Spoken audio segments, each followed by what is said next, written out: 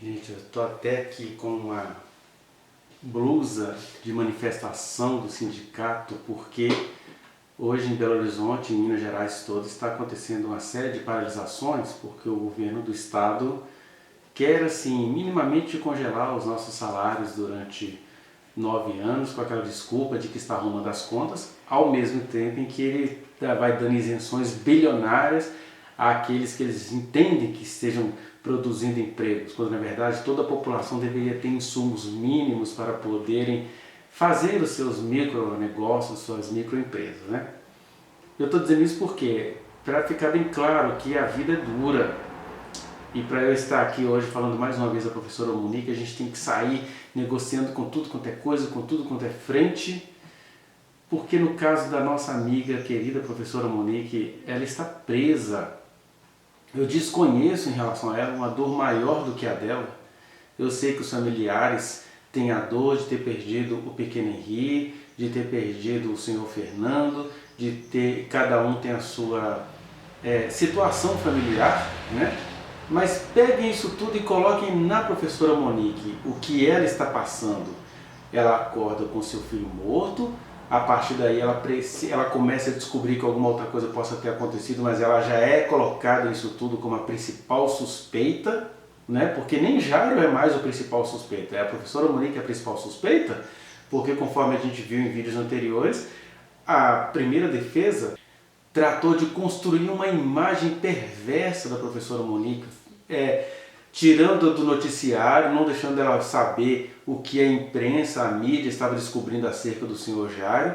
Então, enquanto a imprensa noticiava o que se descobria acerca do senhor Jairo, os advogados do caso faziam Monique andar junto com o senhor Jairo e ela sem saber o que estava acontecendo, até que cerca de 30 dias depois ela começa a descobrir com alguém falando, olha, está passando isso sobre o Jairo na TV, então ela começa a suspeitar o que está acontecendo. Então veja o nível de perversidade que jogaram sobre essa mãe, porque ela acorda com o seu pequeno morto e de repente vem uma defesa contratada por cerca de 2.300.000 reais para fazê-la parecer-se ou cúmplice ou muito mais criminosa do que o senhor Jairo, sendo que nem criminosa ela é, né?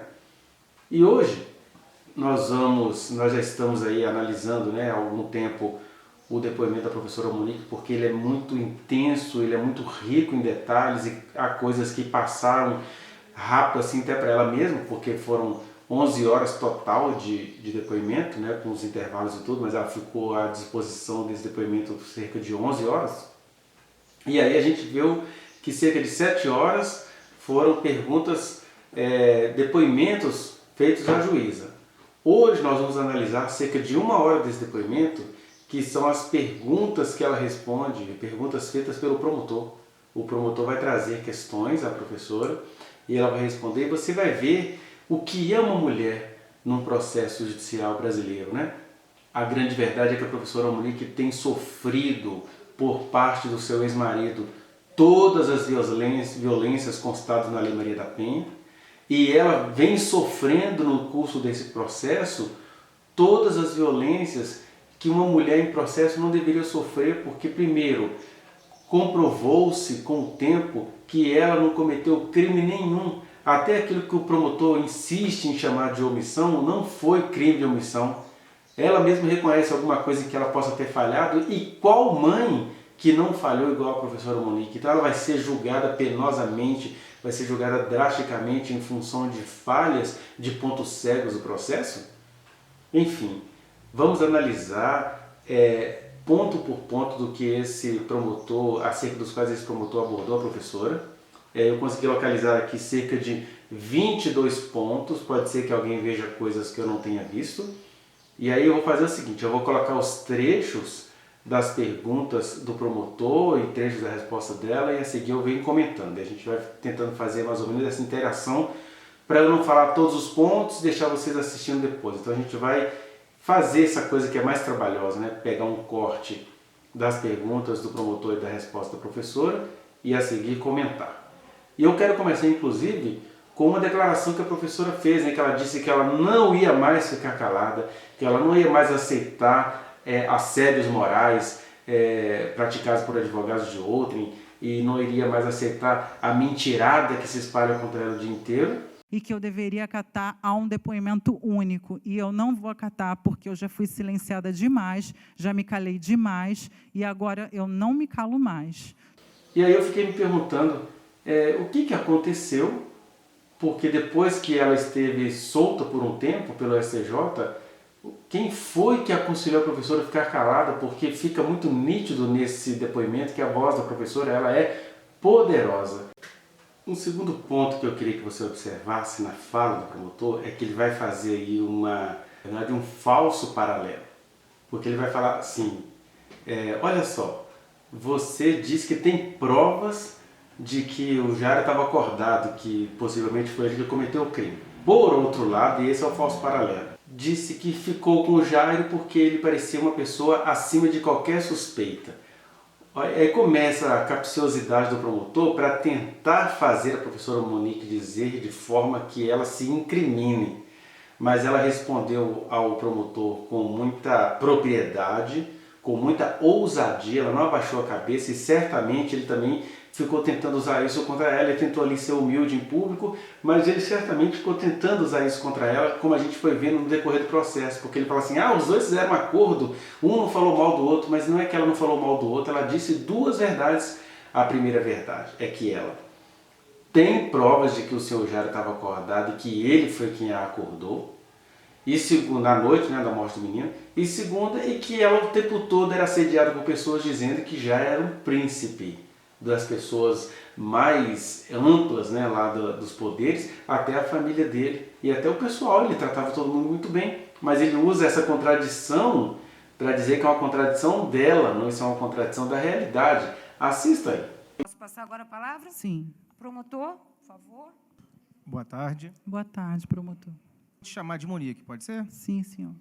Monique, foram quase 5h30 de depoimento já, então eu preciso falar de forma pausada, porque eu tenho que ler alguns apontamentos e te fazer perguntas, Sim. ok? Você questiona a materialidade do crime, dizendo, não sei se a morte do meu filho foi acidental ou foi consequência de um crime. Um primeiro questionamento, porque teve um momento que a senhora disse o seguinte, olha, temos prova que foi ele, não fui eu. Mas logo depois, no seu depoimento, você fala, disseram que Jairinho era acima de qualquer suspeita, ou quando eu namorava com ele, ele era uma pessoa acima de qualquer suspeita, homem público, vereador de vários mandatos, enfim.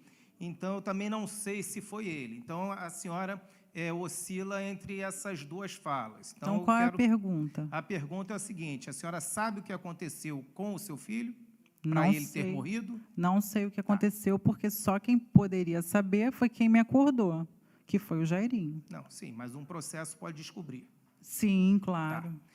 E a senhora diz o seguinte, olha, eu fui a melhor mãe que uma criança poderia ter. Que uma criança não, que o meu filho poderia ter. O seu filho era uma criança. Sim, mas é meu filho. Sim, então, ele como criança, a senhora foi a melhor mãe. Sim. Perfeito. E a senhora está sendo acusada de uma conduta omissiva. Omissiva. Que a gente diz, talvez a senhora já tenha lido um pouco sobre isso, omissiva por comissão, porque seria uma agente garantidora, né? A pessoa que precisa proteger o seu filho. Então, mesmo que esse crime tenha acontecido, mesmo que a senhora tenha sido omissa, a gente tem que graduar a sua omissão. Se foi omissão de um maus tratos, se foi omissão de uma tortura, se foi omissão até mesmo de um homicídio. Então, eu tenho que esmiuçar. É claro que a senhora não querendo responder é um direito seu. Sim. Então, conforme você viu, e as pessoas esquecem disso, a prova que ela começou a ter de que Jairo possa ter feito alguma coisa veio cerca de 30 dias depois, porque até esses 30 dias depois ela estava sendo impedida pela defesa de ver quem era aquele seu então companheiro. E aí quando ela vai vendo, principalmente quando ela vai presa e descobre que tinha esse tanto de notícia cabulosa acerca desse cara, ela, pronto, meu filho foi na mão desse cara. Ela ainda nem pode acusá-lo de ter assassinado o Henri, mas ela certamente demonstra isso para o juiz ou para o promotor, que ela realmente agora tem todas as suspeitas acerca dele. Né? Agora, se ele matou ou não, se ele matou naquele dia, isso tudo ainda é muito duvidoso e ela não está errada de colocar isso em questão. Não é que ela quer proteger Jairo, ela só está precisando ser justa, porque ela mesma está sendo injustiçada, sendo acusada de coisas que ela não fez.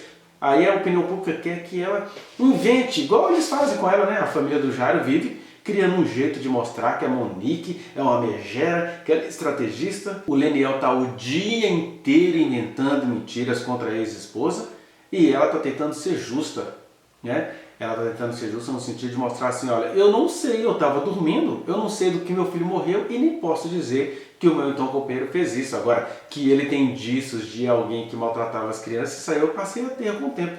Mas o promotor queria que ela fizesse baixaria para, quem sabe, até usar isso contra ela, né? Se ela falar assim, não, ele matou, não sei o que. Ao juiz, olha só como é que ela é estratégica, quando foi encostada na parede, agora ela começou a falar que foi ele que matou, mas ela se mantém íntegra diante dessa capciosidade. Agora, o mais chocante disso tudo é que ela reafirma que foi Jairo quem a acordou, né? E, claro, tudo indica que o Jairo fez alguma besteira com esse menino, ele a acordou para meio que fazer ela parecer a dona do negócio que ele que fez, né? E aí, o que eu acho curioso é que ninguém exige uma cariação nisso aí. Uma cariação que, a verdade que a professora Monique tem, ia ficar provada até nas falhas discursivas dos dois, quem é realmente que cometeu o crime contra o menino, né? Então eu achei assim, perdão aí, né, a defesa da professora Monique, mas era para se pedir uma cariação numa situação dessa. Na verdade, tem uma observação ainda, né? Quando ela fala que ela não tem como saber quem cometeu o crime e tudo, aí o promotor fala assim, mas o processo vai descobrir, porque ele ficou lá insatisfeito com a resposta ousada e verdadeira da professora. Mas na verdade, o processo nem pode descobrir, o processo já descobriu. Sabe o que o processo descobriu? Que a professora Monique é completamente inocente. Tanto é verdade que o ex-marido dela sabe tanto disso que ele fica o dia inteiro a difamá-la, porque ele já sabe que a ex-esposa dele é inocente. E o promotor também não quer aceitar, mas tudo ficou constatado, provado a inocência da professora Monique. Vamos ao segundo ponto. A senhora começa a narrar a sua vida desde muito tempo atrás e se disse vocacionada para o magistério. Eu perdi alguma coisa ou foi isso? Não, certo. Gostava muito do que fazia. Gostava. E tinha uma percepção e uma sensibilidade muito grande com as crianças, com seus alunos. Exatamente. Certo? Tá. Tanto é que percebia, muitas vezes, maus tratos que poderiam estar sendo praticados contra essas crianças e procurava chamar os pais, fazer notícia ao Conselho Tutelar, não sei se eu ouvi bem. A senhora, através da sua defesa, fez juntar ao processo documentos em que a senhora noticia ao Conselho Tutelar maus tratos contra crianças? O delegado Henrique Damasceno, que solicitou ao Conselho Regional, a todos os conselhos regionais do Rio de Janeiro, qualquer tipo de indício ao meu respeito ou ao doutor Jairinho que fossem relatados os nossos nomes. Quem relembrou, na verdade, essa história foi o próprio delegado. Sim, mas a senhora está presa esse tempo todo, então está pensando sobre isso, indicou para a sua defesa possíveis datas, mesmo que não seja uma data precisa, em que noticiara ao Conselho Tutelar? Comentei com eles, sim. E sabe se essa prova chegou até o processo? Notícias Não suas? sei dizer, mas existe, no Conselho Regional de Bangu. Certo. E mesmo sendo vocacionada para o magistério e para o trato com crianças, você consegue explicar por que aceitou de uma forma tão rápida a sua ida de um colégio para o Tribunal de Contas do município fazer ou desempenhar uma função eminentemente burocrática? Não, eu já fazia uma função burocrática dentro da minha escola. Eu cuidava das prestações de contas da minha escola. Eu era diretora da minha escola.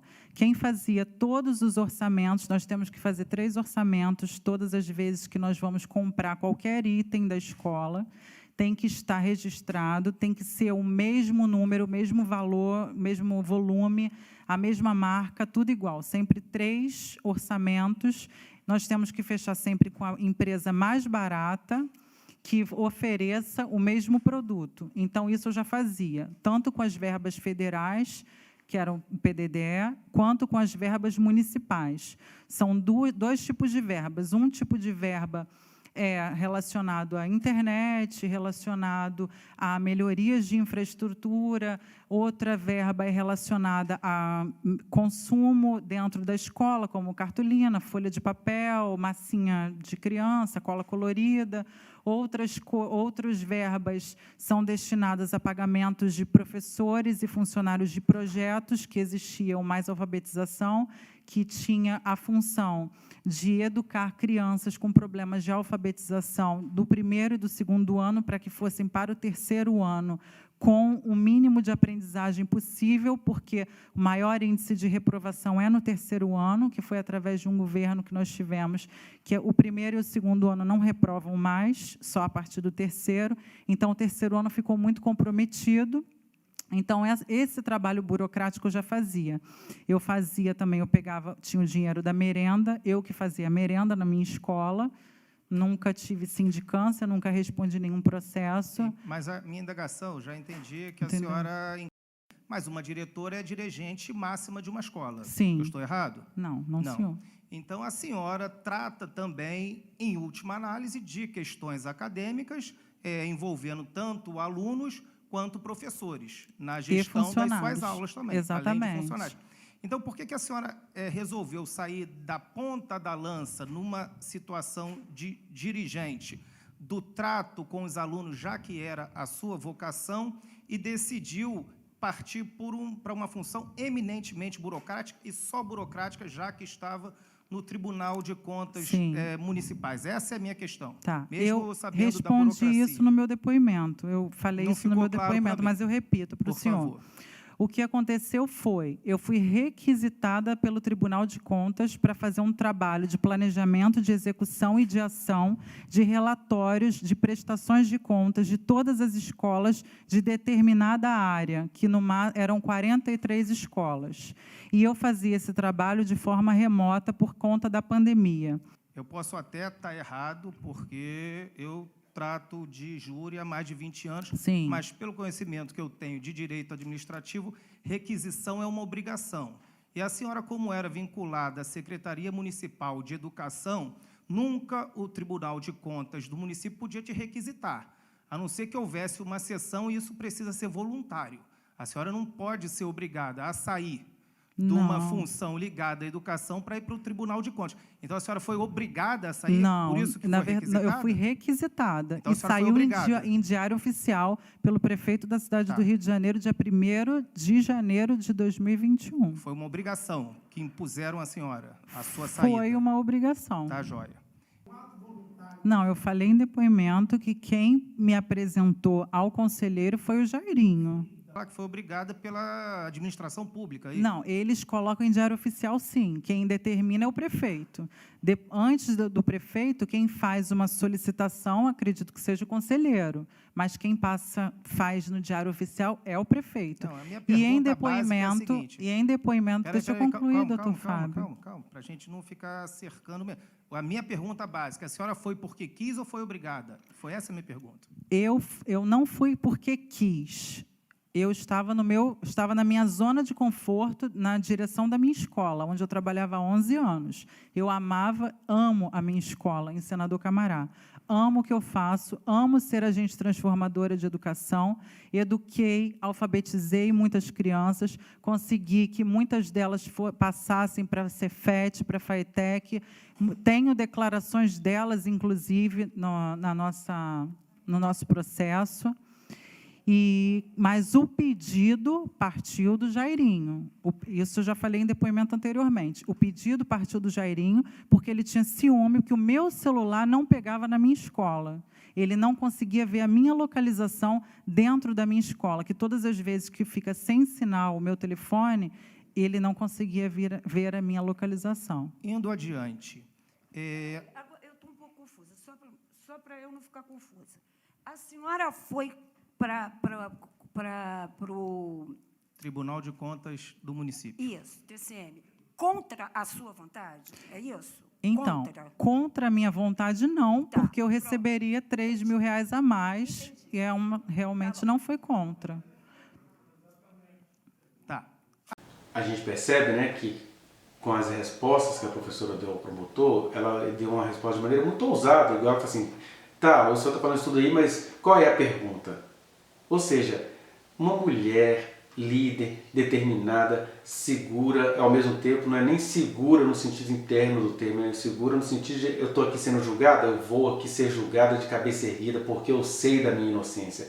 Mas é engraçado que quando uma mulher faz isso, aí a opinião pública a julga por isso. Se ela estivesse lá de cabeça baixa, todo mundo fala, tá vendo que ela está devendo alguma coisa, por isso que ela está de cabeça baixa, mas ela estava lá altiva sobre a sua inocência, aí isso é usado contra ela. A opinião pública precisa crescer um pouquinho sobre essas questões da psicologia feminina, sobre essas questões da misoginia que nos habita.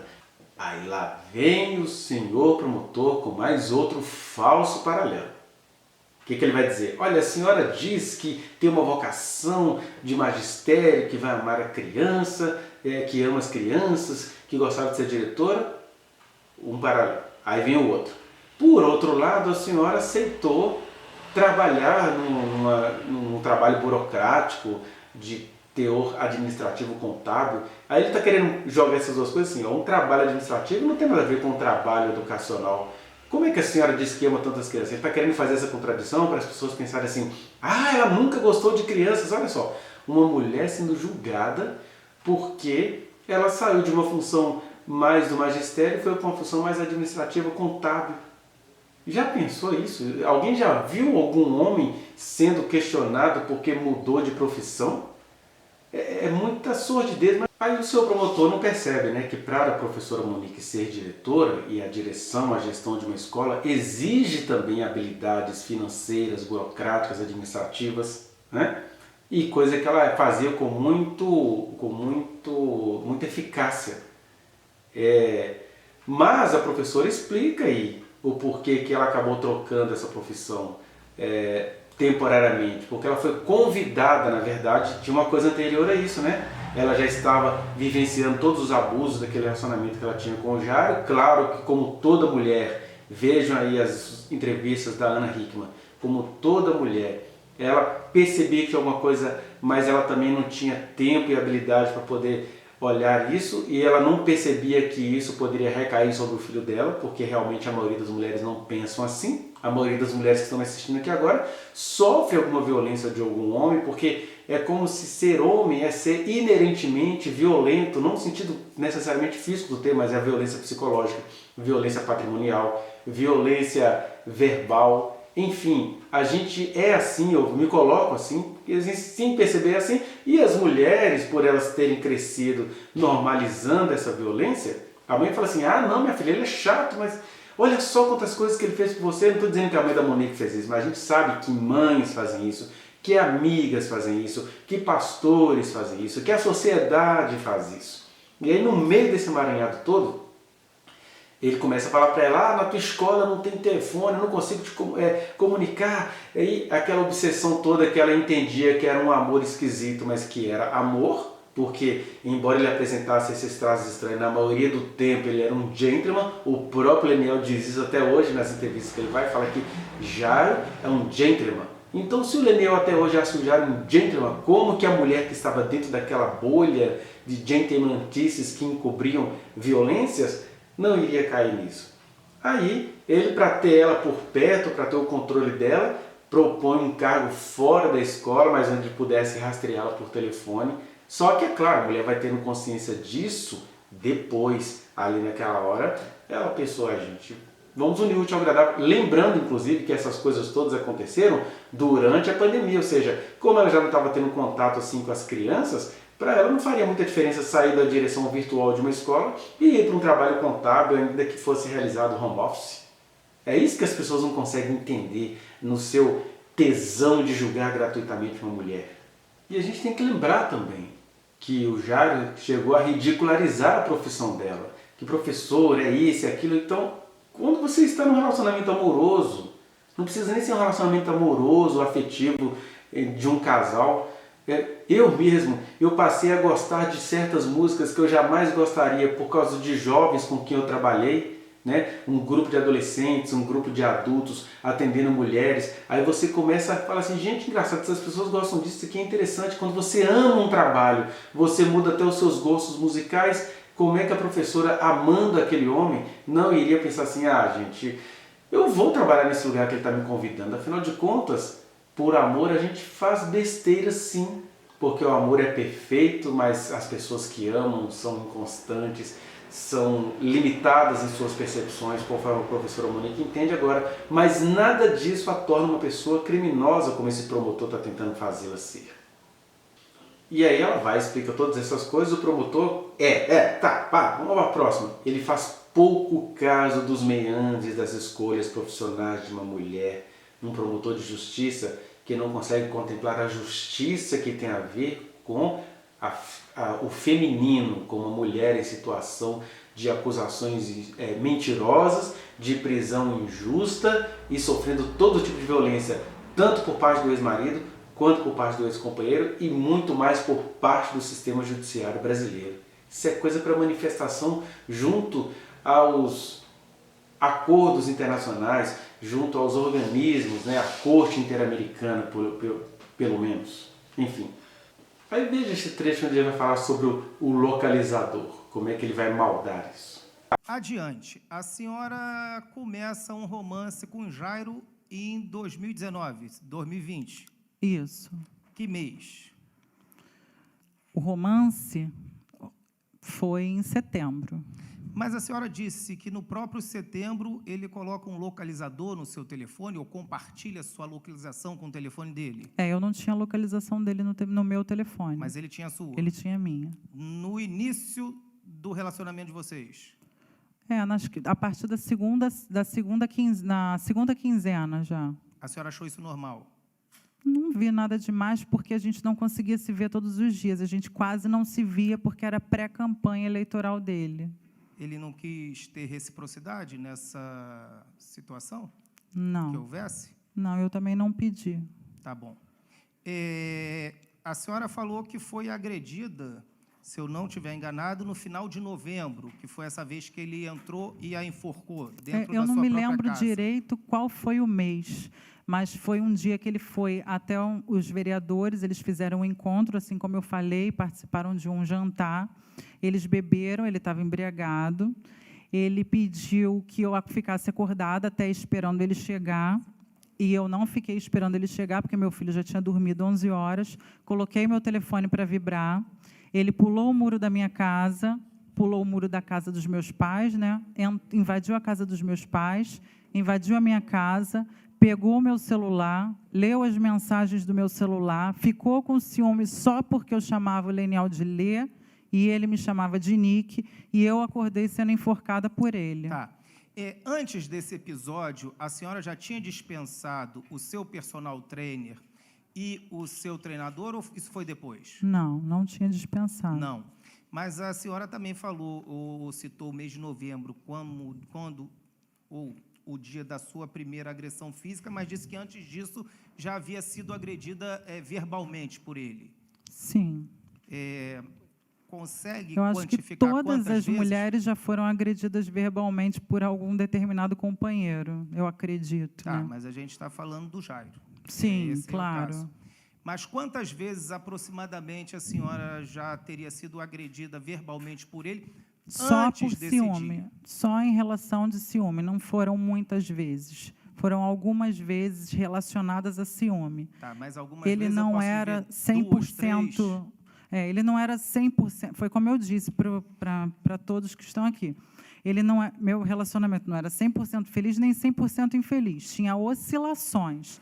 Tinham espaços de tempo que ele era muito carinhoso, que ele era muito atencioso, que ele levava muito presente para o meu filho.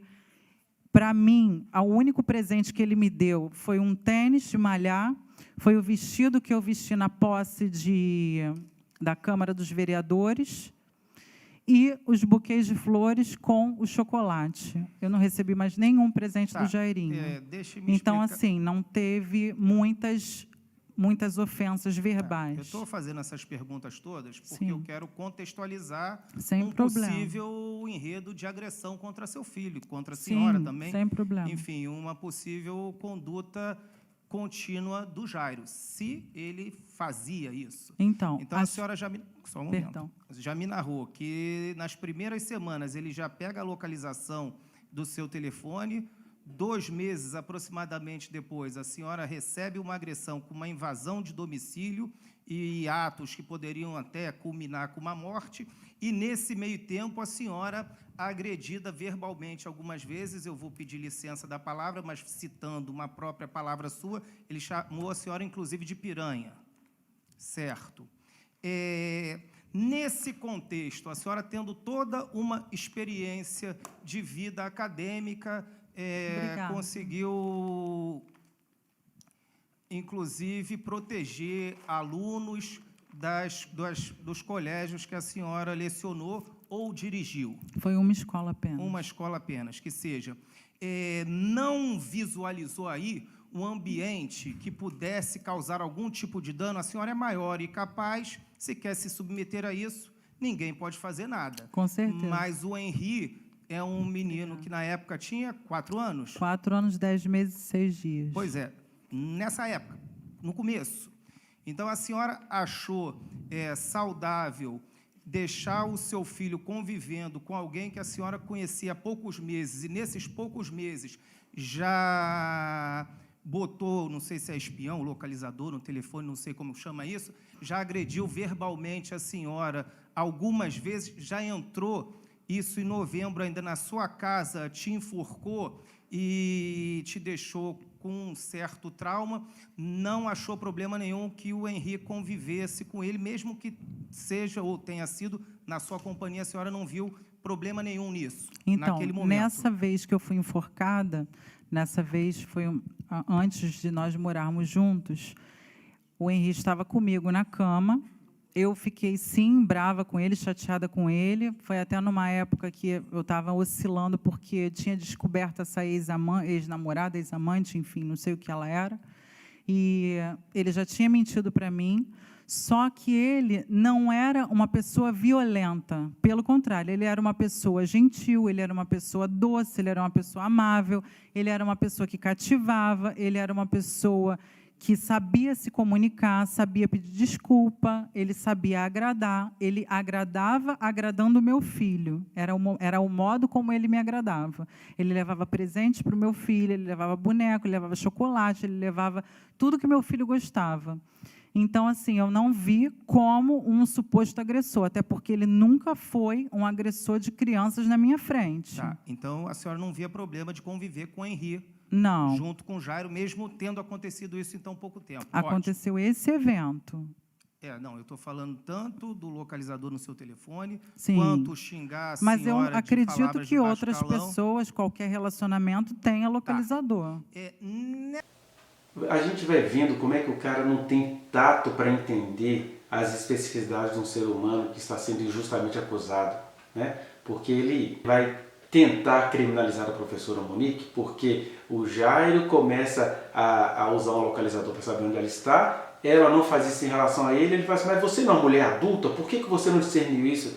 Isso não tem nada a ver com ser mulher adulta, isso tem a ver com o fato de que a gente confia nas pessoas, e não é crime confiar nas pessoas. Ela não devia nada, mas ela achava que o companheiro dela tinha a necessidade de saber onde ela está, e ela não estava devendo nada, deixa estar. Aí ele quer agora transformar isso em crime. Isso é muito horrível desse grupo.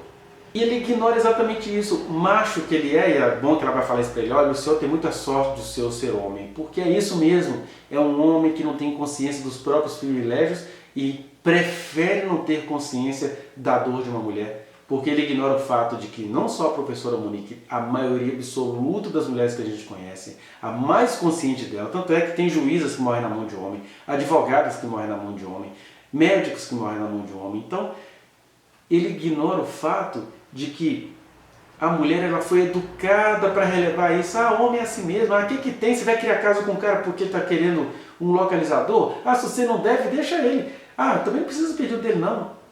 Enfim, é essa a massa que educa nossas crianças e meninas para ficarem confiando em homens. E aí, por exemplo, se ela quisesse exigisse a mesma coisa, e algumas o exigem, aí ela também, você está vendo como ela é estratégica, ela também tinha isso, o Jairo ia usar isso contra ela. Não era só eu que espionava os passos da mulher, também espionava os meus, ele chega a mentir isso no depoimento dele. Mas vamos para a nossa próxima observação. De maneira que eu vejo isso. Eu que tenho 3 funções pelo menos, eu lido com as minhas pacientes aqui no consultório, eu lido com as minhas alunas na escola pública onde dou aula, nas escolas públicas, né? E eu lido também com as mulheres de fé, lá na célula onde eu me reúno, uma célula filiada a uma igreja aqui em Minas Gerais.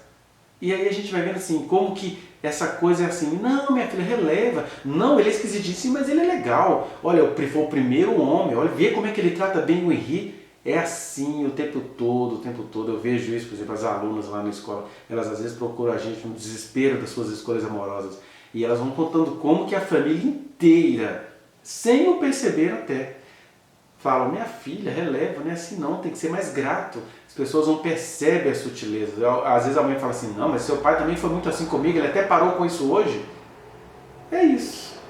E a professora Monique agora está sendo julgada por ela passar exatamente pelas mesmas coisas que as mulheres deste país passam.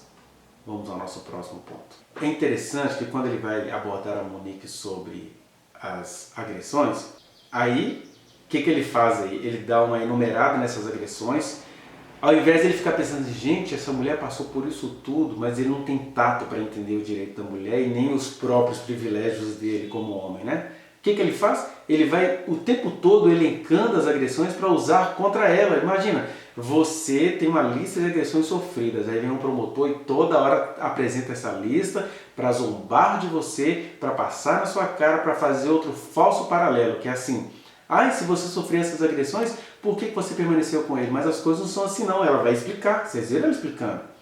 Ela vai dizer que, por exemplo, se o Jairo falou uma palavra horrível com ela durante 1 minuto, ele tinha as outras 23 horas e 59 minutos de uma pessoa excelente. Ou seja, é um engano e ninguém pode ser punido por ter sido enganado. A gente entende quando um mega empresário no alto da sua segurança, com seus múltiplos funcionários, cai num golpe de estelionatário, aí vem um promotor zombar de uma mulher que caiu no engano, no golpe emocional, no estelionato amoroso, no estelionato existencial praticado pelo seu ex-companheiro. Pelo amor de Deus. Vamos para o nosso próximo ponto. Mas ainda tem uma coisa, né? Quando o promotor fala isso tudo, o que ele está fazendo aí, macho privilegiado que ele é? Ele isola o Jairo, ele coloca a Monique como a ré ou a culpada pelas violências que ela sofreu e isola o Jairo. Quando ela diz assim, gente, essas coisas, os homens são assim conosco. Ele, não estou falando dos homens, estou falando do Jairo. Ele isola para falar assim, por que você não discerniu acerca do Jairo? Gente, que absurdo. Aí ele vai para o 6º ponto, capcioso que ele é, tentando criminalizar a professora, porque ele não está ali tentando promover a justiça, não. Ele está ali promovendo a criminalização de uma mulher que ele sabe inocente, mas ele está querendo colocar a palavra dele, as preferências dele. Aí ele vai falar agora, vai perguntar à professora Monique por que mesmo tendo esses indícios do mau caratismo do Jairo, ela decidiu ir morar com ele. A coisa mais patética disso tudo que o promotor mostra é que, desculpa, é meio tapado isso, né? Não sei se é propositadamente tapado, mas ele queria o quê? Ele queria que a Monique abrisse mão de viver com o filho que ela tanto ama, que ela vivia sempre por perto dele, para entregar ao Leniel. O Leniel, que era um pai ausente, que era um pai, está lá constado nas biografias já publicadas sobre o caso, Leniel ficava com o menino, entregava o menino do jeito que ele recebeu. O que ela quer dizer com isso? O menino vinha sujo, o menino vinha com assaduras no ânus, né? Se ela fosse de má fé como Leniel, ela falaria que ele teria estuprado o filho, igual ele fala agora. Monique estava exibindo o menino, Monique ia jogar o menino da janela, ele inventa essas coisas, né, o ex-marido. Pois é, ela recebeu o menino com anos, não foi assado não, tinha mais coisas ali. Mas o promotor ignora tudo isso e queria que a Monique entregasse para esse homem o filho deles. Vê se tem cabimento uma coisa dessa. Meu Deus. Vamos para o nosso 8º ponto. ele muito sorrateiramente, às vezes descaradamente, às vezes cinicamente, às vezes endemoniadamente, só pode ser, ele atribui à professora Monique coisas que são outros que fazem. E aí quando ela vai falar, por exemplo, mas promotor, tipo, pedindo misericórdia, mas as pessoas falavam que ele era um príncipe e tal, aí ele solta um deboche. Porque ele primeiro, ele finge que não entendeu o que ela falou, e fala assim, então é o príncipe, né? Tipo, você tá chamando ele de príncipe? Só queria saber, é o príncipe de Maquiavel ou o príncipe lá do Pequeno Príncipe? Gente, meu Deus, é muito cruel isso, gente. Isso é muito debochado de uma mãe que perdeu o filho. E ela não tem tempo nem de ter o luto desse filho, que ela tem que ficar provando a inocência para ver o que ela ainda pode fazer, já que ela ficou viva. Meu Deus do céu. E ele insiste. Ele vai relembrar de novo as violências que ela sofreu, mas é para poder entender o caldo onde ela estava? Não, é para usar isso contra ela. Ele pega toda a coisa ruim que ela sofreu e joga na cara dela. Tá vendo? Você é culpado de ter matado seu filho. Gente, a corte interamericana tem de intervir nisso. Isso é um crime cometido no meio do processo, em juízo, numa sessão judiciária, pelo amor de Deus. E ainda tem o privilégio de ser homem, né? Porque a opinião pública, constituída de muitas, ou por que não dizer principalmente de mulheres, cai nesse conto desse macho que não tem senso nenhum do que é ser humano e do que é ser mulher, que é um ser humano todo específico nessa sociedade dos espertos, dos acordos judiciários para incriminar uma mulher enquanto se esconde gente poderosa. O promotor ele insiste, né? Ele quer porque quer que a Monique seja tutelada pelo ex-marido. Imagina, a mulher se separou do cara, está vivendo com outra pessoa. Aí o promotor está dizendo aqui, conforme você acabou de ver, que que ela deveria ficar dando relatórios ao Leniel sobre se houve briga, se não houve, o que o cara fez com o filho, e ela sempre respondendo, olha, o Henri nunca foi proibido de dizer nada, então se ele não dizia, porque ele mesmo não encarava as coisas assim, e é verdade. O Henri era um menino que... A gente tem aquele vídeo, né, da professora Monique fazendo uma ginástica, enquanto estava lá com o pai e o filho conversando, aí o menino Flávio, o pai, fazendo alguma coisa errada, falou assim, eu vou contar tudo para minha mãe, vou falar tudo para minha mãe agora. Aí o Leniel responde, vai lá, fofoqueiro, vai lá contar tudo para sua mãe, vai ficar sem computador, sem nada. Porque ele contava e a professora Monique nunca o proibiu de contar nada. Então, certamente, se ele estivesse dizendo as coisas como o promotor prefere ver, ele falaria com o papai.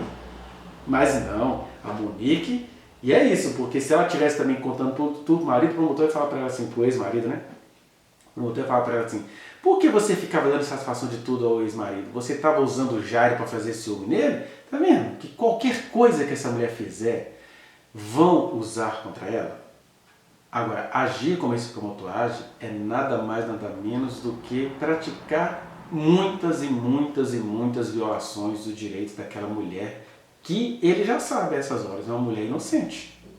Agora, né, gente, uma mulher dona de si, e nem por isso ela deixa de ser vítima, mas ela é dona de si, ela é inteligente, ela é articulada, e ela responde ao promotor com celeridade, ela responde ao promotor com firmeza, porque é isso, quem tem verdade tem firmeza.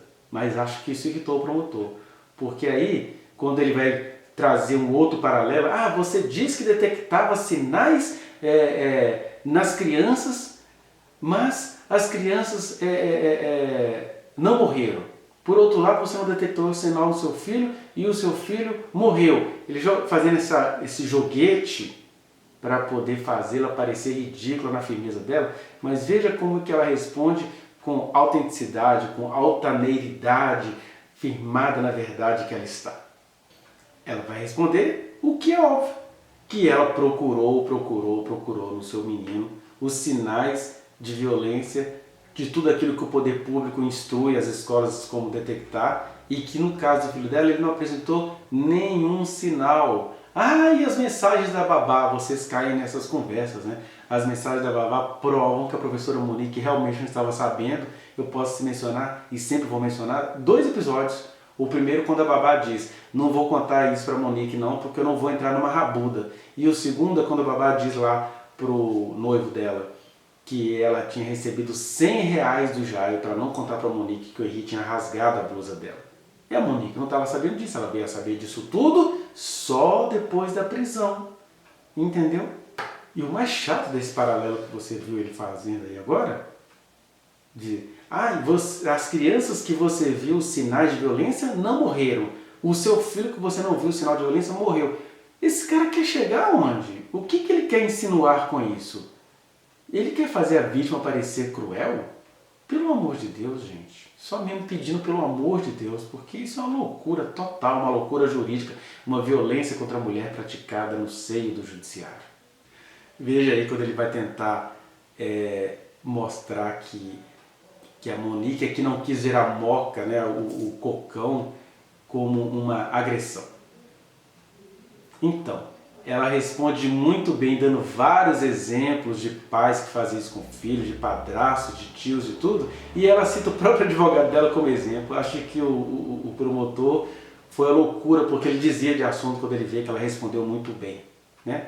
Mas é isso, naquelas circunstâncias ali, onde houve o relato de uma moca, ela não tinha como perceber aquilo naquele momento como uma agressão. Ela, no máximo, era uma coisa, igual ela falou, que a esposa do advogado dela também reclama que não gosta. E ela reclamou com o Jair que não gostava, mas o advogado falou que ele brinca assim com o filho dele.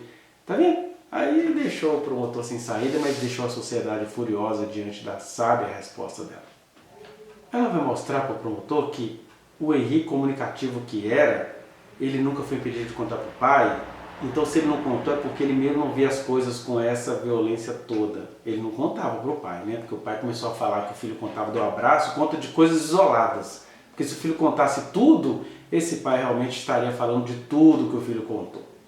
Aí, mas por que será que ele não contava e que a professora Monique não conseguia ver isso necessariamente como uma violência? Por 3 motivos. Antes de tudo, a gente tem que entender que o promotor nunca questionou o Leniel sobre isso, né? Por que seu filho não te contou isso, você acha? Ele nunca questionou, né? E é aquela história lá do anos assado, não foi pro processo, né? Tudo muito curioso. Mas os 3 motivos que o promotor ignora acerca do Leniel. Primeiro, o pai da professora Monique, antes de sua morte, dizia: gente, esse Leniel, ele vai usar a morte do meu neto para se promover. E alguém vai dizer aí que o pai da professora estava errado? Segundo, de novo, o episódio do anos assado, que a Monique entregava o menino para o pai não cuidava direito do menino, o menino voltava para casa sem ser devidamente examinado, né, para a gente não pensar em outras coisas. Isso nunca foi problematizado por esse promotor. Terceiro, aquela famosa frase que as pessoas não deveriam esquecer dela, porque enquanto fica se preocupado se a moca era brincadeira ou não era, o pai do menino ficava falando abobrinha no ouvido do menino, dizendo inclusive que a bunda da mamãe só pertencia ao papai e ao Henri. Isso é a frase de um pai dizendo isso para um filho. Eu não sei nem por que vocês preferem ignorar essas coisas.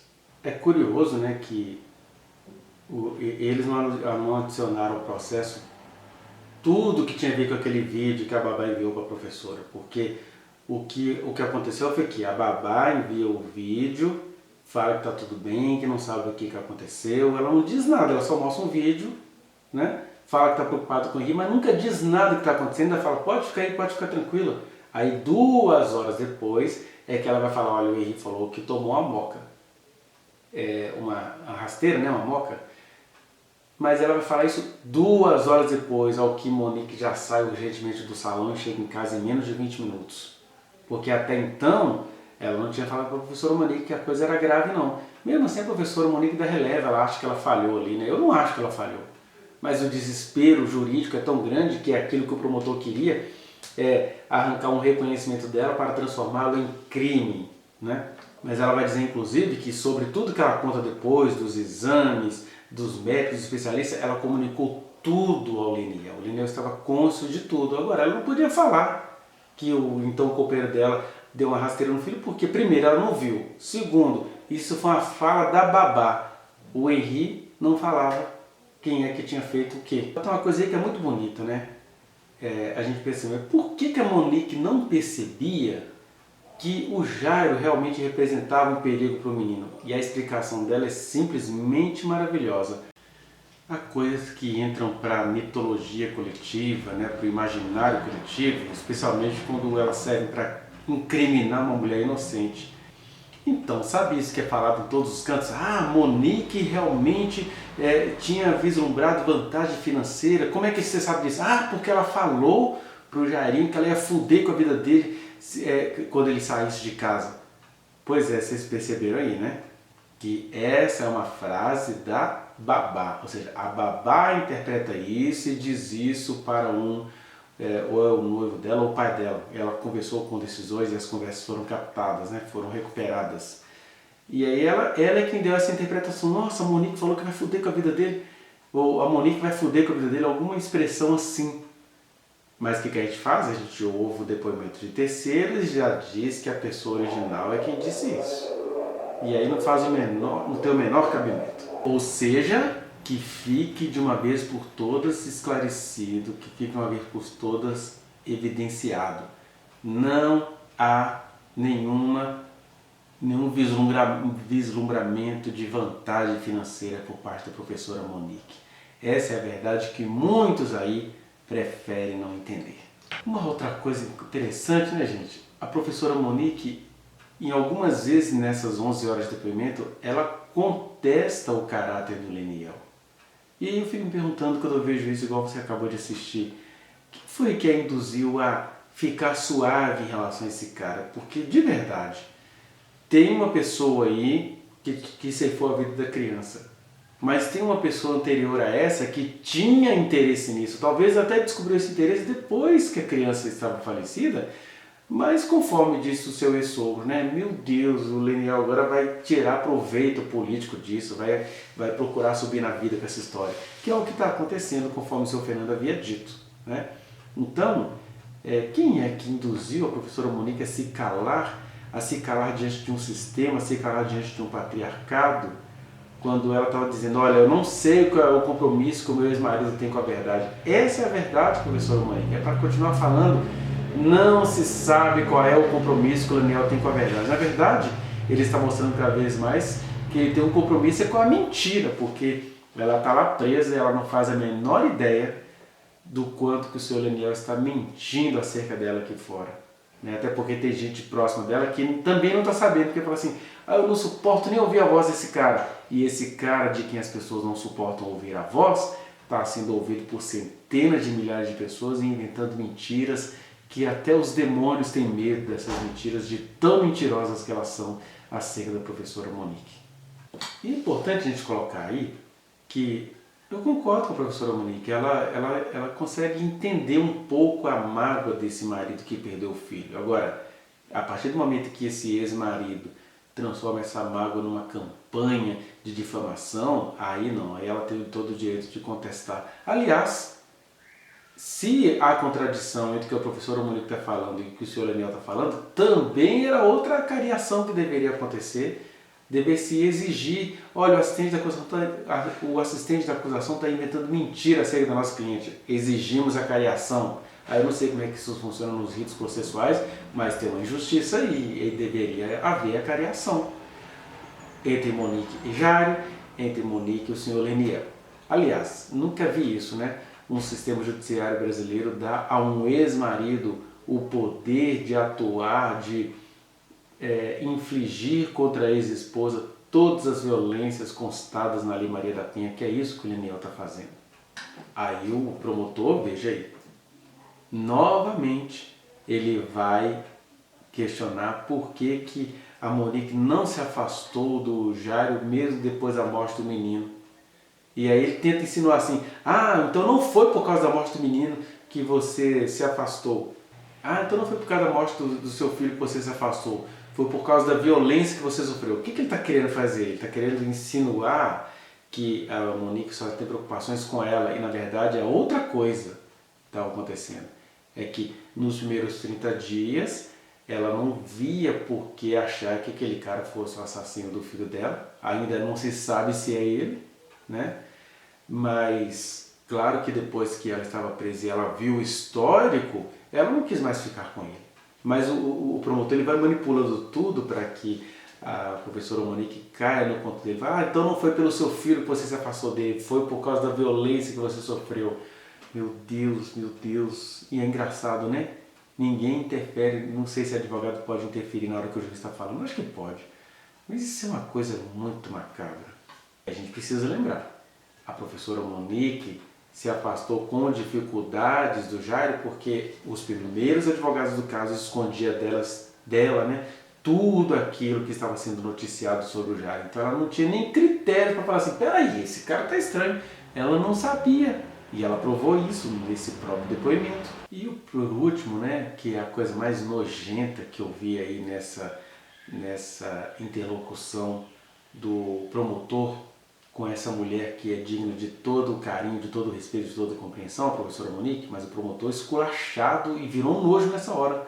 Porque ele quer que ela traga provas para ele de que entre ali a morte do seu pequeno e o enterro, que ela teve situações de estresse, que ela chega a narrar que ela roeu unhas até sangrar os dedos e tudo. Aí ele queria que ela fosse a algum lugar trazer essas provas. Ah, você tem provas que você roeu unha até sangrar? Mas ela não se faz de rogada e ela fala assim, por isso não, aqui neste momento eu continuo roendo as minhas unhas e meus dedos estão feridos. Ele nem se interessa em ir lá ver para ele não quebrar a cara, né? Mas o que eu acho bizarro é o cara achar mesmo que uma mãe de luto, que uma mãe que estava desesperada, que uma mãe que estava tendo todas as reações de ansiedade intraluto e pós-luto, que ela tinha que ir ao médico tentar provar. Sabe o que ia acontecer se ela tivesse as provas? Ele falou assim, olha só como é que a senhora é perversa. A senhora, no meio do seu luto, foi ao médico pegar prova de que sua unha estava ferida, então a senhora já sabia que a senhora seria chamada. Olha o labirinto que esse promotor põe essa professora, gente. Meu Deus do céu, eu fico abismado com essa sabedoria demoníaca, macabra desse promotor.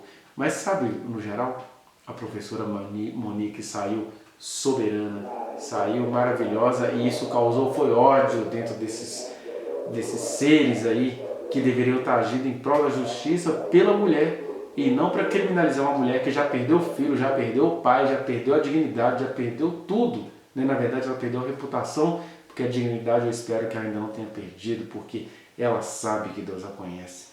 Mas enfim, é isso. Que a gente aprenda aí com esses erros horrorosos desse promotor. Senhora, sim. Não viu problema em morar com ele? Não vi problema certo. em morar com ele. A senhora viu, mas a senhora... Até porque ele era uma pessoa, como eu falei para o senhor, muito gentil, muito educado. As pessoas o chamavam para mim de príncipe. Ele era o príncipe. Tá, o príncipe. O príncipe. Sim. O príncipe. Era como chamavam ele e falavam para mim. Tá. O Jairo, que é doutor Jairinho, o príncipe, enfim, do jeito que a senhora quiser chamar. Não, eu não chamo ele assim, não. Chamavam ele assim. Não sou eu que o chamo assim, não. Mas aí, quando falavam isso, lembravam do livro de Maquiavel ou lembravam de um príncipe Pois encantado? se fosse o livro de Maquiavel, já seria uma expectativa maior de eu saber quem seria a pessoa. Tá bom.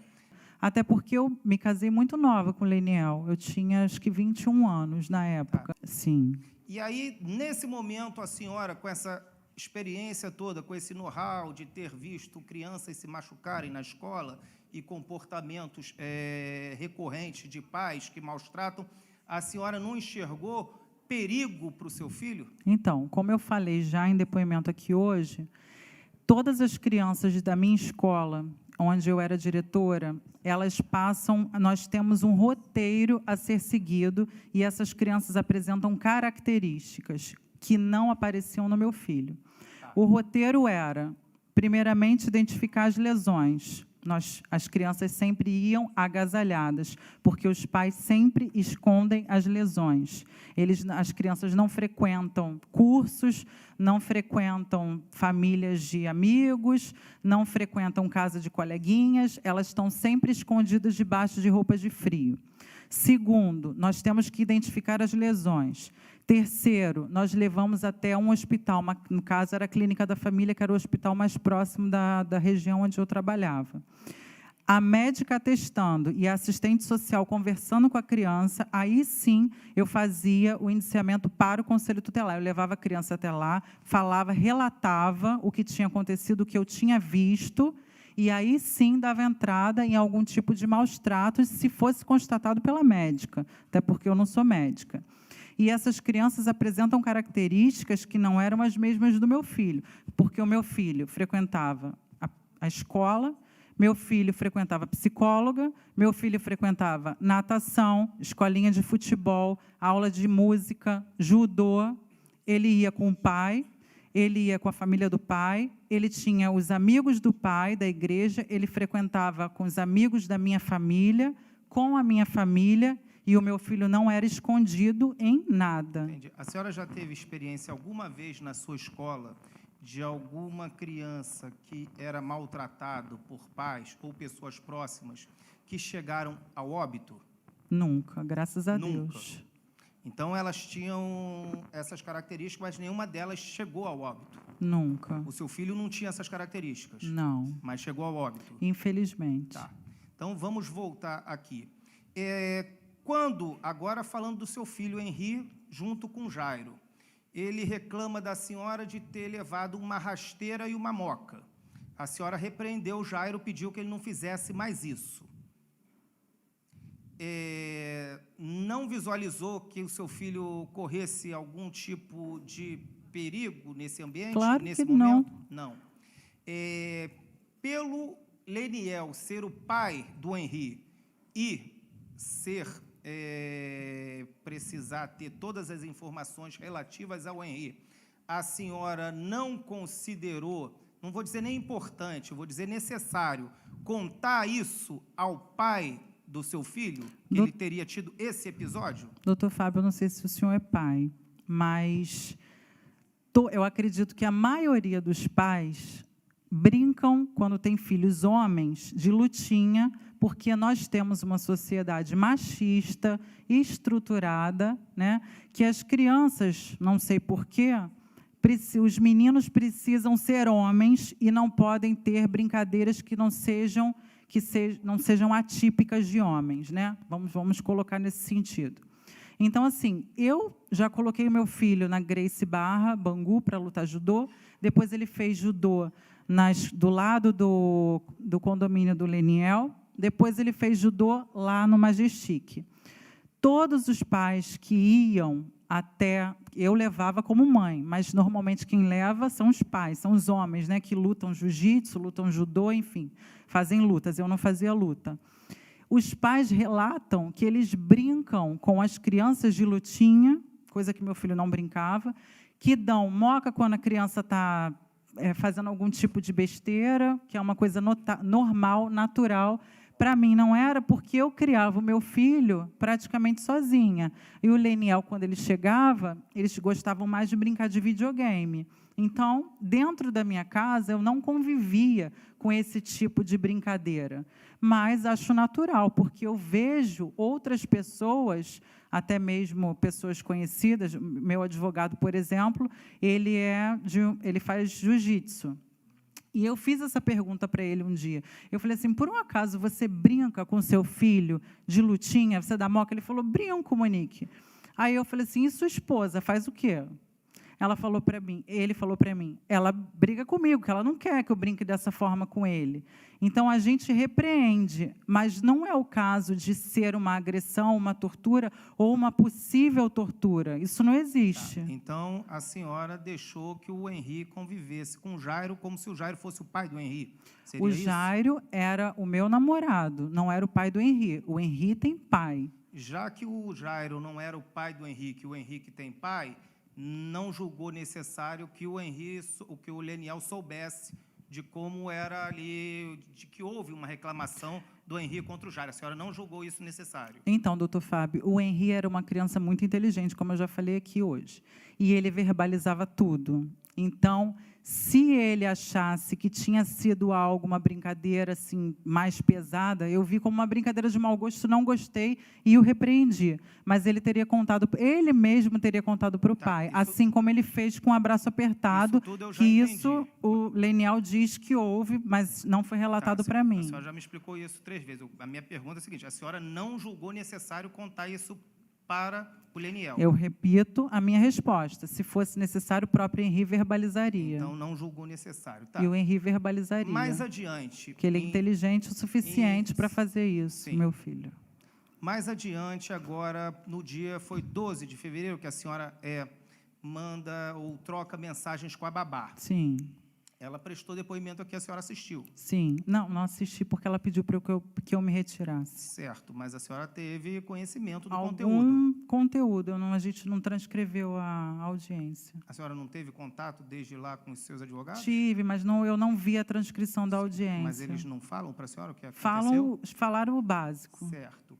Então, eu digo, ela disse que, a partir do momento em que a senhora toma conhecimento de que estava havendo uma brincadeira de mau gosto, ou uma possível agressão, ou uma possível preocupação, ou seja lá que nome a senhora dê a isso, da sua babá em relação ao seu filho, ela diz que a senhora acaba um procedimento e vai para uma cadeira e tudo mais, e continua um procedimento no cabelo, no rosto. O senhor está falando da cabeleireira ou da Tainá? Da cabeleireira. Da cabeleireira, ok.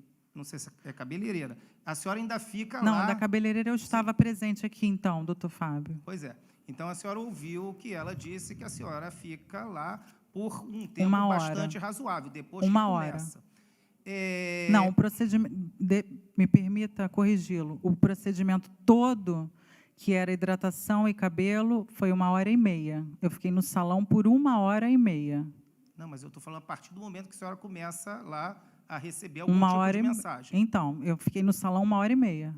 Mas, a partir do momento, ainda é um tempo razoável. 5h42 que eu recebi a mensagem dizendo que do meu filho. A senhora não julgou necessário, já que a senhora foi a melhor mãe que o Henri poderia ter, Sim. quando recebe a mensagem de uma possível situação adversa para o seu filho, enfim, mesmo que aquilo não configurasse uma situação real, dizer para a cabeleireira, para com isso que você está fazendo agora, que eu vou para minha casa me inteirar daquilo que está acontecendo. A senhora julgou que não, aquela conversa fosse necessária? Eu julguei realmente, com toda a sinceridade do mundo. Eu achei primeiro que fosse uma brincadeira de mau gosto, assim como ele tinha sido, aconteceu na segunda semana de janeiro, quando ele deu uma banda no Henri. Mas eu, sim, teria que ter ido para casa imediatamente, e eu não fui. Eu fui após as 18 horas, se eu não me engano, 5h42, ela me mandou a mensagem dizendo do meu filho, e eu cheguei em casa após as 18 horas. E eu reconheço que eu deveria ter ido imediatamente para casa, indagar o meu filho e conversar com ele. Tá, então, mesmo tendo sido a melhor mãe que o Henri poderia ter tido, a senhora admite uma falha? Eu reconheço uma falha, sim. Então, já que isso foi uma falha, não seria correto a senhora informar ao pai do Henri? Então, o que aconteceu? Só um momento. Ok. Já que, como eu já disse outras vezes, é necessário que vocês compartilhem a vida dele, que isso aconteceu, a senhora não julgou necessário, olha, caramba, dei mole. Vamos supor que a senhora tenha pensado dessa forma, dei mole, eu tinha que ter ido para casa, não fui, aconteceu uma coisa, resolvi, mas tem que contar ao pai do Henri, porque isso aqui foi mais pontual do que a outra. E a senhora contou? E não, o que aconteceu foi o seguinte, naquela época, o Jairinho não tinha precedentes de que ele poderia ser um possível torturador de criança, ou que ele fazia maus tratos às crianças, ou à ex-mulher, ou às ex-namoradas. Então, naquele momento, eu não tinha conhecimento. Hoje, eu me puno, sim, por não ter voltado imediatamente para casa, pois agora eu tenho toda a informação de quem ele era. Antes eu não tinha. Naquele momento, eu achei que tivesse sido uma brincadeira de mau gosto.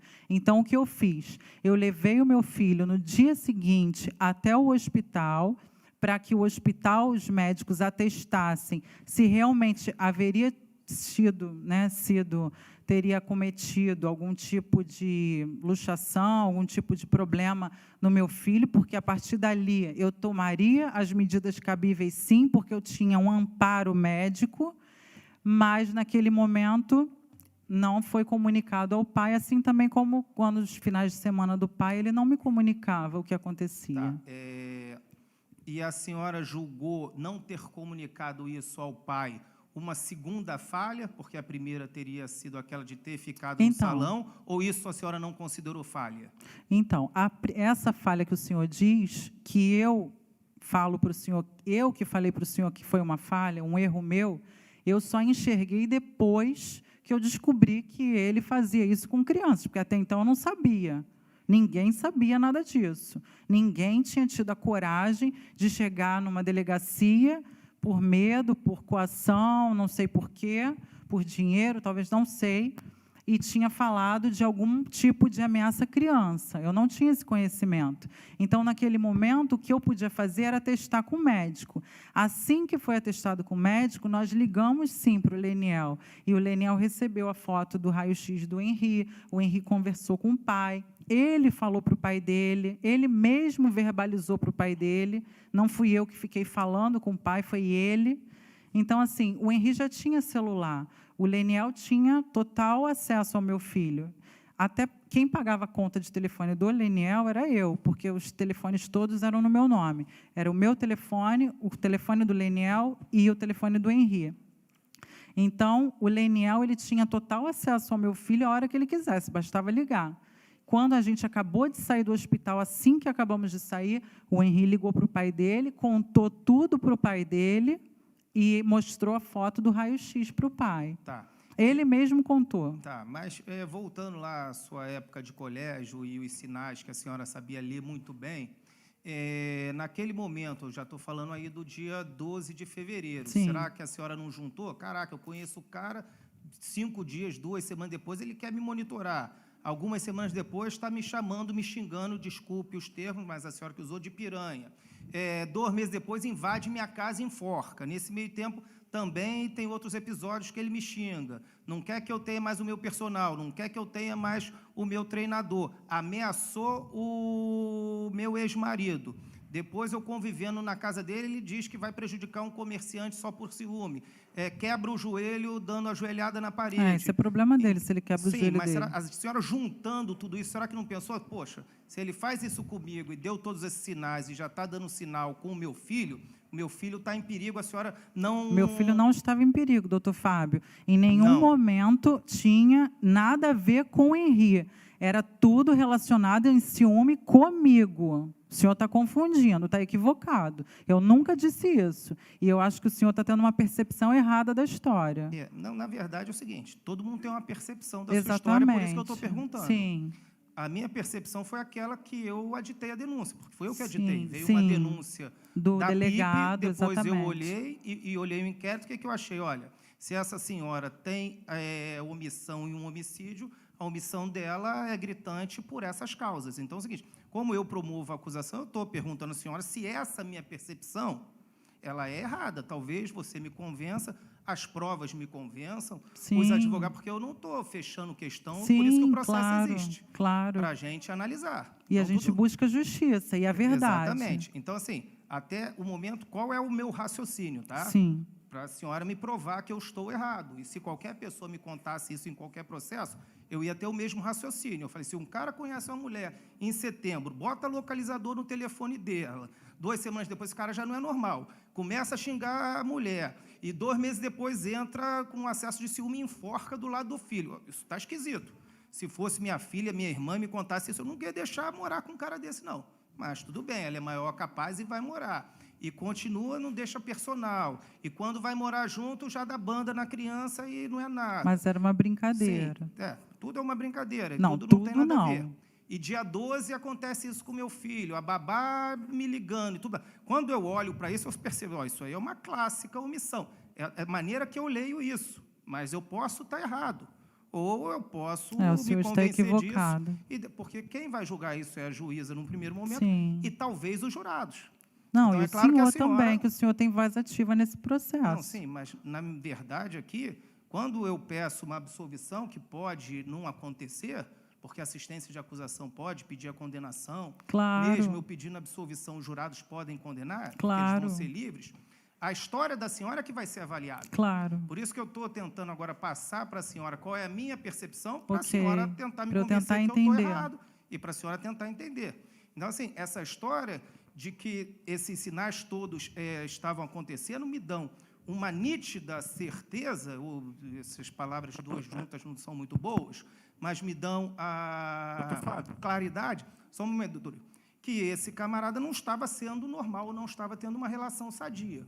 E aí a minha pergunta, será que essa relação que não está sendo sadia não poderia também estar não sendo sadia para essa criança? Então, porque aqui doutor a gente Fábio, vai julgar o comportamento dele com a criança. Sim. Com a senhora não achava nada demais, então não tem problema. Então, não é que eu não achava nada demais. O que acontece? Quando você está... O senhor tem sorte de ser homem, porque é muito difícil ser mulher. Quando a gente está dentro de um relacionamento abusivo, porque é um relacionamento abusivo, você não percebe o que de fato acontece. Você está dentro, você não enxerga de forma como o senhor está enxergando, né, dessa forma. Eu acredito que muitas mulheres e muitas crianças já sofreram relações abusivas, sofrem hoje relações abusivas e, de repente, a partir do caso do meu filho, desse caso que não deveria acontecer, mas aconteceu, não sofrem mais, porque quando a gente está dentro do problema, a gente não enxerga o olho do furacão. E eu não enxergava que eu estava dentro desse relacionamento que me colocava em uma bolha. Essa é a verdade, é a minha verdade. Mas o seu filho não estava correndo perigo. Meu filho não estava correndo perigo, porque o relacionamento que eu tinha com ele, o ciúme era relacionado a mim. Em nenhum momento o Jairinho falou assim, deixa o Henrique com o pai, ou então, deixa o Henrique com a avó, ou deixa o Henrique com a família do Leniel. Não, ele acolheu meu filho. Ele comprou um terreno até no Recreio, eu não sei se eu comentei isso, ele comprou um terreno no Recreio, eu não me lembro agora o nome do condomínio, mas ele fez com uma projetista toda a planta da casa e tinha um nome, quarto do casal, quarto do Henrique, quarto de Jairo, quarto de Malu, quarto do outro filho dele, que agora, infelizmente, eu esqueci o nome, Fernando, né?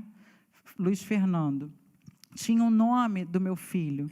E ele sempre incluía o meu filho em tudo. Ele tinha uma poupança para os filhos. Ele falou assim, Monique, vai passar agora essa fase que eu ainda estou pagando o resto de dívida de campanha, e eu vou fazer uma poupança para o seu filho, assim como eu faço para os meus. Aí eu coloquei o Henri na escola marista, na frente da minha casa. Os filhos dele estudavam, se eu não me engano, no Eleva. O Eleva acho que custa R$6.000 de escola. Ele falou assim, Monique, eu posso colocar um motorista para levar o Henri, eu posso colocar o Henri na mesma escola dos meus filhos para não ter uma diferenciação, para que não haja uma diferenciação. Então, assim, todos os atos que eu via do Jairinho, ele tinha lapsos, isso eu não posso negar. Isso a partir de que data? Quando a gente foi morar junto. Vocês moraram juntos durante quanto tempo? 2 meses. Tá. Então, assim, ele tinha realmente lapsos, aconteciam alguns lapsos. Certo. Só que ele sempre incluía o meu filho nas ações que a gente pudesse participar junto como família. Ele não excluía o meu filho. Tá. A senhora teve alguma conversa com o Jairo dizendo, e desculpe os termos, Sim, mas é o que está no processo, que se ele não pagasse suas contas, ele ia se fuder? Então, se o senhor tem acesso a esse conteúdo, o senhor tem acesso a todo o conteúdo da mensagem, né? Então, eu vou relembrá-lo. A Tainá conversa com o pai dela e ela diz o seguinte, o Jairo enforcou a Monique. Por que enforcou? Ela não sabia o motivo do porquê tinha enforcado. E ela diz, quem não diz, eu não digo nada, quem diz é ela, então a percepção é dela, o senhor deveria ter feito essa pergunta a ela quando ela estava aqui.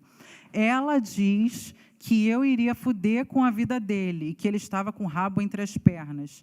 No caso, eu acredito que ela tenha pensado isso porque ele me enforcou, e o que eu poderia fazer era registrar um boletim de ocorrência da Lei Maria da Penha contra ele. Foi o segundo enforcamento? Foi a segunda vez. Isso quando a gente estava morando junto e ela presenciou quando ele quebrou... Eu estava aqui falando esse depoimento hoje. E ele quebrou todas as malas dentro da minha casa, que as paredes ficaram, não sei se o senhor se recorda, que as paredes ficaram riscadas, que o banheiro da Porta Branca ficou riscado, que as minhas malas se quebraram todas. A senhora não decidiu sair de casa? É esse o conteúdo. Eu tentei sair de casa e ele me trancou dentro do apartamento. Ele me trancou. No dia seguinte, vinha um afago, ele pedia desculpa, ele falava que ele ia procurar um médico, que ele iria procurar outro, ele ia trocar medicação, que o antidepressivo dele não estava fazendo mais efeito, que ele ia ser uma pessoa melhor. Era isso que ele falava para mim. Ele sempre vinha com um argumento dizendo que ele iria melhorar, que ele iria fazer, que ele iria ser uma pessoa melhor sempre. Certo. Mas a senhora continuava achando que ali era um ambiente seguro para o seu filho. Então, doutor Fábio, como eu falei, vou repetir novamente. Eu estava dentro de uma relação que eu não enxergava o abuso. A pessoa que está no relacionamento... O senhor tem muita sorte de ser homem, porque a mulher é muito subjugada. Sim, o senhor até falou isso outras vezes, né, em outras audiências aqui presentes. Ah, mas ela era subjugada a todo momento? Não é a todo momento. Existem partes subjugadas. A mulher, ela sofre determinados períodos de verbalizações errôneas ou tipo de alguma violência contra ela psicológica também, que existe a violência psicológica também, existe a violência física, mas eu estava dentro de um relacionamento que eu não enxergava, infelizmente eu não enxergava. Mas a sua família disse aqui que a senhora era uma mulher de atitude? Eu sou. Por que a senhora não teve atitude? Porque eu não enxergava, doutor Fábio. Eu acabei de repetir já para o senhor umas 5 vezes. Não enxergava. De coração, de verdade, eu não enxergava que eu estava vivendo um relacionamento abusivo. Até porque todas as pessoas falavam o contrário. Foi como eu disse para o senhor, as pessoas falavam para mim que ele era um príncipe. Falavam isso para mim. Então, assim, eu não enxergava isso, de modo nenhum. Eu tenho até isso escrito no Instagram, de uma amiga minha de longa data, acho que antes de eu conhecer o Leniel até, ela falando que a mãe dela, que era uma idosa, que fazia um tipo de atividade física, acho que no Bangu Atlético Clube, onde ele colocou uma professora, ela amava o Jairim, que a terceira idade de Bangu, todas as idosas de Bangu que faziam um projeto com ele, o amavam, que ele era uma pessoa, que ele era um príncipe, que ele era super solícito, atencioso, gentil, e ele era essa pessoa mesmo. Só que você, quando está vivendo uma relação abusiva, você não percebe isso, é imperceptível. Deixa eu mudar a direção para um outro momento. A senhora presenciou o depoimento do Leniel. Sim. Em certo momento, ele diz que, quando você já está morando com o Jairo, a senhora dificulta o acesso dele ao filho, inclusive na escola e tudo mais. Isso aconteceu? Não aconteceu, porque ele tinha até a grade horária de todos os cursos e da escola. E me diz uma coisa, por que em situações completamente objetivas, como é a ida do seu filho ao colégio, a volta, ele teria mentido para prejudicar a senhora? Por que ele mentiu? Ele falou que a senhora estava dificultando o acesso ao seu filho. Mas o senhor tinha que perguntar para ele, né? Por que ele estava mentindo? Mas ele estava, eu perguntei a ele está dizendo isso. Então, ele tem compromisso com a verdade assim como eu? Olha só, vê se a senhora entende. Eu estou aqui com compromisso de falar a verdade. Tá, eu já percebi. Ele tem compromisso de falar a verdade ou ele fala o que ele quer, sem provar? Deixa eu falar, olha só. Eu perguntei uma coisa a ele, ele me disse. Sim, e eu estou respondendo que ele tinha acesso total a tudo. Pode me escutar? Sim, senhor. Então, se eu pergunto uma coisa a ele me diz uma coisa. Eu pergunto a mesma coisa à senhora me diz outra, e vem a pergunta sequencial. A senhora está mentindo? Não. Não. Se a senhora não está mentindo, a senhora tem condições de dizer por que ele está mentindo para prejudicar a senhora? Essa é a minha pergunta para você. Olha, doutor Fábio, eu acredito que o Leniel esteja sofrendo, assim como eu estou sofrendo também. Eu não menosprezo a dor dele, assim como eu também não gostaria que a minha dor fosse menosprezada. Até porque ele é pai, sempre vai ser o pai do Henri, e eu sempre vou ser a mãe do Henri. Então, isso é fora de cogitação. Se ele tem algum tipo de raiva em relação a mim, porque, de repente, talvez eu também tivesse em relação a ele, se isso tivesse acontecido com ele. Vamos supor que ele, a namorada dele, estivesse com meu filho e tivesse acontecido na casa junto com eles.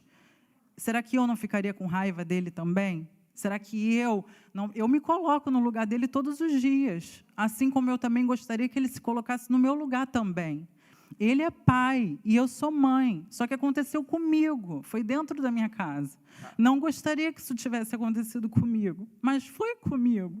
E isso eu vou conviver diariamente, doutor Fábio, porque a maior pena que eu posso ter não é estar presa. A maior pena é não ter meu filho mais. Isso não tem mais jeito, não tem conserto. Não existe conserto para isso.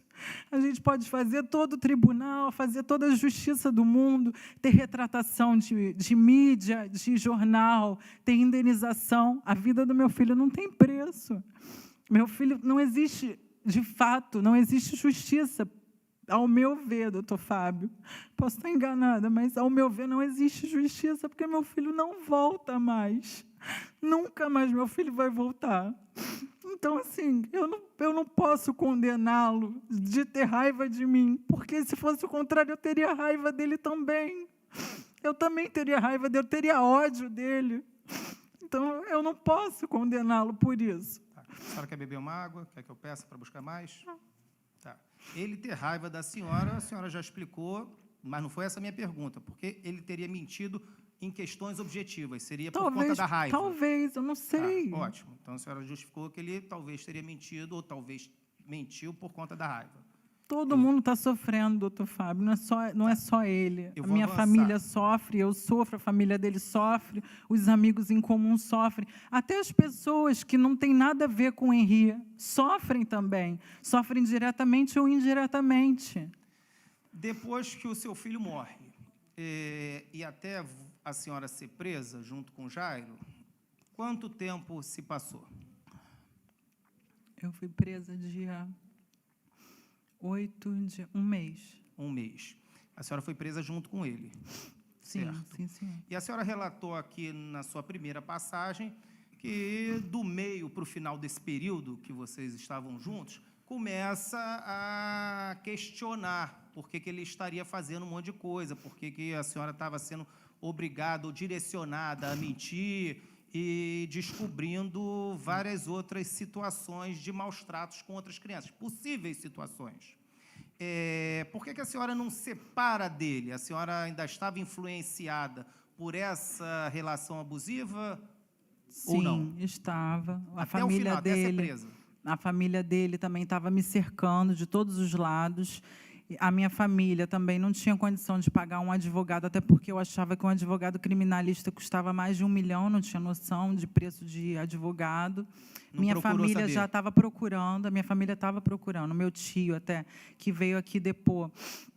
Ele se ofereceu, o César, ele se ofereceu a pagar, ele se ofereceu a procurar.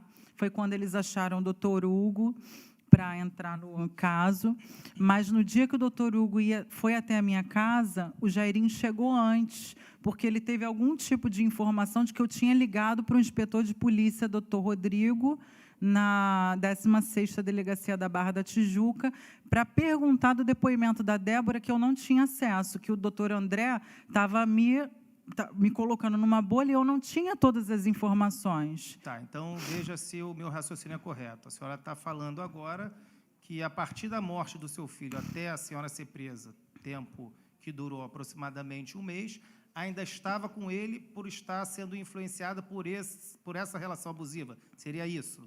E eu acreditava que o Jairinho era inocente. Eu não sabia que o Jairinho era um torturador de criança. Foi como eu falei aqui no meu depoimento.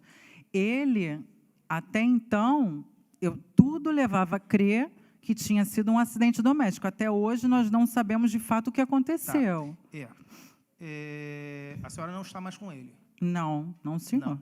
Mas, hoje, nesse dia, a senhora, aqui no tribunal, diz: eu não sei o que aconteceu com meu filho, não sei se foi acidente, não sei se foi um homicídio, certo? Certo. Então, a senhora não está com ele, não é por julgá-lo culpado por esse crime, é por estar liberta de uma relação abusiva, seria isso? Sim, com certeza. Então, Estou liberta de uma relação abusiva. Então, a sua separação do Jairo não tem a ver com a morte do seu filho, tem a ver com essa sua libertação da relação abusiva. Se eu estivesse com ele agora, talvez eu cometeria, não sei o que eu faria com ele, se eu estapearia ele, se eu bateria nele, se eu ia dar soco nele.